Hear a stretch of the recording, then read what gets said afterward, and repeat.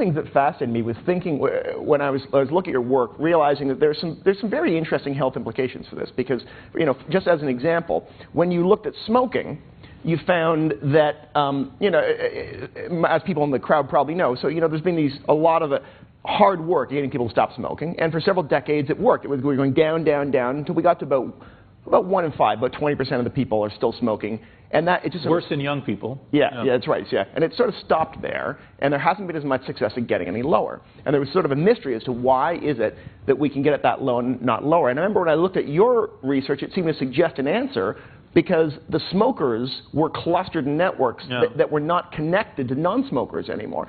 So if non-smoking is a contagious behavior, they can't catch it from them because they're not talking to. Is that? I think that's one possible. One way of looking at it. I mean, I've been accused variously of being a bit of a zealot. I guess I am a kind of a network zealot. So, you know, when you have a hammer, everything looks like a nail, and so I always have to resist the temptation to see everything as a network phenomenon. Yeah. And of course, there can be many explanations for the same thing. Yeah, so I think there's probably a network story.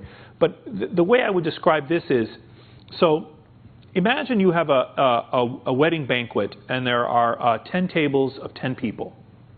And I tell you that every minute a bell's going to ring and 10% of the people are going to leave. Right.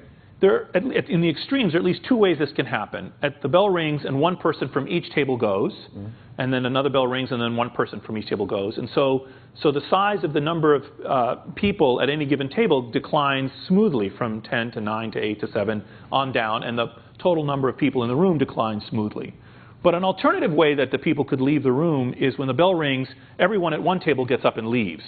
So then until the very end, all the tables have the same number of people. They have 10 people. So any table that has any body has 10 people at the table. So this is analogous to what can happen in networks where clusters of individuals change their behavior at the same time. In one scenario, you have kind of a smooth, kind of homogeneously distributed through the population decline in a kind of behavior, where everyone stochastically has a kind of probability of quitting smoking. And in the other scenario, you have whole groups of smokers who are interconnected quit simultaneously, all get up from the same table and leave. So that by the end, you may have a couple of tables, 20%, where they just don't get up and go. And there's nobody at the table together. And there's no one at the table that's getting up and going to sort of stimulate their reflection. So there is a sense in which that can be happening.